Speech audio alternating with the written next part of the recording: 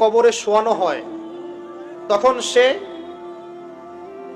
তাকে দাফন করে যাওয়া ব্যক্তিদের হাঁটার খসখস আওয়াজ শুনতে পায়।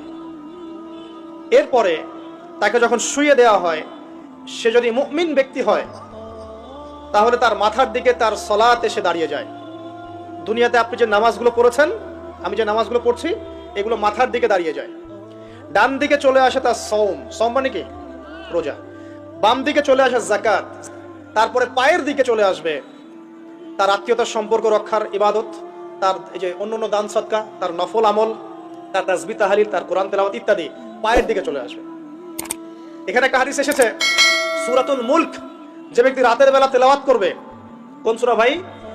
তাবারাকাল্লাযী বিয়াদিহিল মুলক ওয়া হুয়া আলা কুল্লি শাইইন কাদির।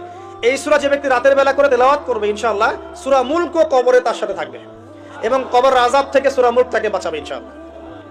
আমি বুঝাচ্ছি যে কি অবস্থাটা হবে। এবার দুজন ফেরেশতা মাথার দিক থেকে আসবেন, আসতে চাইবেন, সালাত বলবে এখান দিয়ে আসা যাবে না, এদিক দিয়ে আসা যাবে না। ডান দিক দিয়ে আসতে চাইবেন, এদিক দিয়ে আসা যাবে না। বাম দিক দিয়ে আসতে চাইবেন, যাকাত বলবে এদিক দিয়ে আসা যাবে না। পায়ের দিক দিয়ে আসতে চাইবেন, আমলগুলো বলবে এদিক দিয়ে আসা যাবে না। তারপরেও তারা আসবেন, চোখগুলো হবে নীল এবং কালো বর্ণ, নীলাভ চোখের কালো। মুনকার নাকি? উঠে বসিয়ে দেওয়া হবে। এবার তিনটা প্রশ্ন। প্রথমে প্রশ্ন হচ্ছে কি? মান রব্বুক, তোমার রবকে? তখন মুমিন বান্দা বুক ফুলিয়ে বলবে রব্বি আল্লাহ, আমার রবকে আল্লাহ। পৃথিবীতে যে ব্যক্তি আল্লাহর সাথে শিরিক করে নাই, আল্লাহর তাওহীদের উপর থেকেছে এবং তার উপরে মৃত্যুবরণ করেছে, ইনশাআল্লাহ সে ব্যক্তি এর উত্তর নির্দ্বিধায় দিতে পারবে ইনশাআল্লাহ। আর দুনিয়াতে যে বা যারাই আল্লাহর সাথে শিরিক করবে, আল্লাহর সাথে শিরকের পাপে লিপ্ত হবে, ওই অবস্থায় মারা যাবে, তাওহীদের উপর থাকবে না, কোশ্চিন কালেও মান রব্বুক উত্তর দিতে পারবে না। তারপরে প্রশ্ন হয়ে যাবে ভাই দিনুক, তোমার দিন কি ছিল? মুমিন বান্দা উত্তর দিবে কি? দিন ইয়ান ইসলাম, আমার দিন ছিল ইসলাম। এখানে শুনে রাখেন, পৃথিবীতে যারা ইসলামকে পরিপূর্ণ রূপে পালন করবে তারাই এই উত্তর দিতে পারবে ইনশাআল্লাহ। যারা ইসলামকে ঠাট্টা বিদ্রুপের হাসি তামাশার পাত্র বানিয়েছে, মন চাইলে কিছু করি, মন চাইলে কিছু করি না, সহজগুলো একটু আমল করি, বাকি কিছুর আমল ধারি না, হ্যাঁ, নামাজ পড়ি, সুদ ছাড়তে পারি না, ঠিক আছে, বছর বছর ওমরা করি, এদিকে ঘুষ দুর্নীতি ছাড়তে পারি না, ইসলামকে ঠাট্টা তামাশার পাত্র বানিয়েছে, এরা কোশ্চিন কালে উত্তর দিতে পারবে না মা দিনুক, দিনে পরিপূর্ণরূপে ইসলামে প্রবেশ করতে বলেছেন আল্লাহ রাব্বুল আলামিন। যারা পরিপূর্ণরূপে ইসলামে প্রবেশ করবে এবং ইসলামের প্রতিটা মৌলিক বিধান মেনে চলবে, ইনশাআল্লাহ তারাই উত্তর দিতে পারবে। এরপরে আসবে তৃতীয় প্রশ্ন। নবী সাল্লাল্লাহু আলাইহি ওয়াসাল্লামকে দেখানো হবে, যখন দেখানো হবে তখন সূর্য যখন ডুবে যায়, যে দৃশ্যটা আমরা দেখতে পারি না, ওই দৃশ্যটা ভেসে উঠবে এবং মুমিন বান্দা অস্থির হয়ে যাবে, বলবে আমাকে ছেড়ে দাও, আমি নামাজ পড়বো। সুবহানাল্লাহ। তার কারণ তার কাছে মনে হবে যে আসরের ওয়াক্ত হয়ে গেছে, আসরের ওয়াক্ত হয়ে গেছে, আসরের ওয়াক্ত চলে যাচ্ছে, আমাকে নামাজ পড়তে হবে। চিন্তা করেছেন? ওই যে একটা হাদিস আছে না, যে 7 শ্রেণীর মানুষকে আল্লাহ রাব্বুল আলামিন আরশের ছায়া দিবেন। তার মধ্যে এক শ্রেণীর মানুষকে, যার অন্তর মসজিদের সাথে ঝুলে থাকে, তার মন মসজিদের সাথে ঝুলে ছিল, এই সূর্য ডুবে গেল বলে আমাকে ছেড়ে দাও, আমি নামাজ পড়তে যাব। তখন ফেরেশতারা বলবেন তোমাকে নামাজ পড়তে দেয়া হবে, তবে তার আগে তুমি এর উত্তর দাও। কি উত্তর? এই ব্যক্তির দিকে তাকাও। তখন নবী সাল্লাল্লাহু আলাইহি ওয়াসাল্লামকে দেখানো হবে, সাল্লাল্লাহু আলাইহি ওয়াসাল্লাম দরুদ পড়বেন, বলা হবে যে এই ব্যক্তির সম্পর্কে তোমার কি ধারণা? মান হাযা রাজুলু বুইসা ফীকুম, এই ব্যক্তি কে, যাকে তোমাদের কাছে পাঠানো হয়েছিল?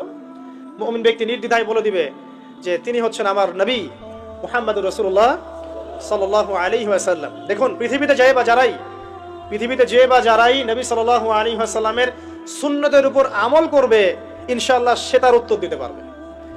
দুনিয়াতে যারা নবীর সুন্নতের 5 পয়সা পরোয়া করছে না, তার আদর্শের 5 পয়সা দাম দিচ্ছে না, তারা কোশ্চিন কালে উত্তর দিতে পারবে না। নাম হতে পারে আব্দুর রহমান, আব্দুর রহিম, নবীর সুন্নতের ধার ধারে না, তারা উত্তর দিতে পারবে না।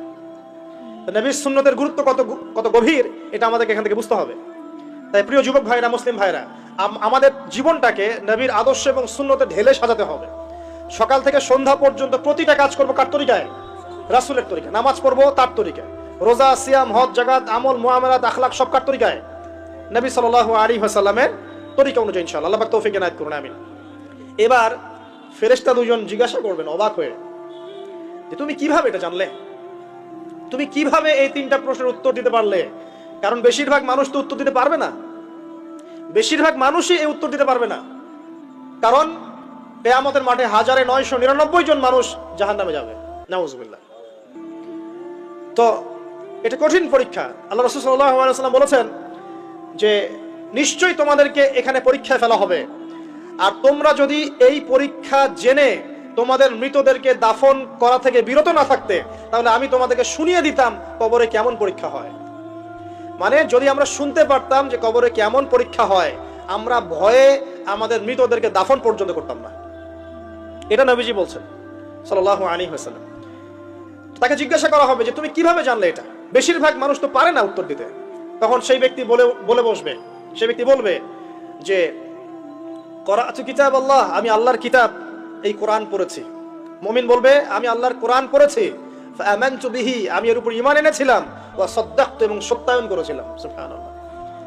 অতএব দুনিয়াতে যারা দ্বীনের জ্ঞান অর্জন করছে না, কোরআন পড়ছে না, হাদিস পড়ছে না, পড়াশোনার চেষ্টা করছে না, জানার চেষ্টা করছে না, কবরে পাওয়ার পর ডিফিকাল্ট আছে। এটা একটা অন্যতম প্রশ্ন। আমরা কিন্তু মনে করি 3টা প্রশ্ন হচ্ছে, আসলে প্রশ্ন হচ্ছে কয়টা? 4টা। 3টার পরে আরো একটা এক্সট্রা। কিভাবে জানলে? তখন উত্তর দিচ্ছে আমি আল্লাহর কিতাব পড়েছি, ঈমান এনেছি, সত্যায়ন করেছি। সুবহানাল্লাহ।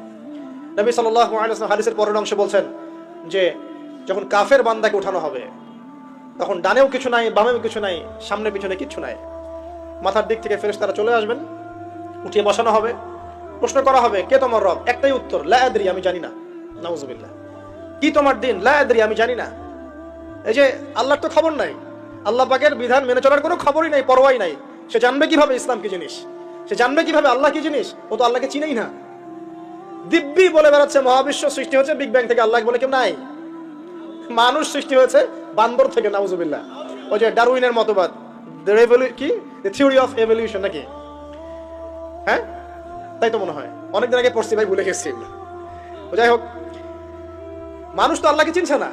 এখনো মানুষ মনে করছে যে আল্লাহ বলতে কেউ নাই, এবং এই মুক্ত চিন্তার নামে, বাক স্বাধীনতার নামে নাস্তিকতার যে চর্চাটা বেড়েছে বাংলায়, এটা আশঙ্কাজনক। বড় বড় বিশ্ববিদ্যালয় থেকে পড়ে আসছে, অনেক সময় দেখলাম বড় বিশ্ববিদ্যালয়ের প্রফেসর, সে বলছে যে মহাবিশ্ব বিগ ব্যাং দিয়ে সৃষ্টি হয়েছে, সৃষ্টিকর্তা নাই এখানে কোনো। তো মুসলিম বিজ্ঞানীর একটা কথা বলতেন যে মানুষ বিজ্ঞান সম্পর্কে অল্প জানলে নাস্তিক হয়ে যায়, আর অনেক গভীর জ্ঞান অর্জন করলে আল্লাহর কাছে আত্মসমর্পণ করে।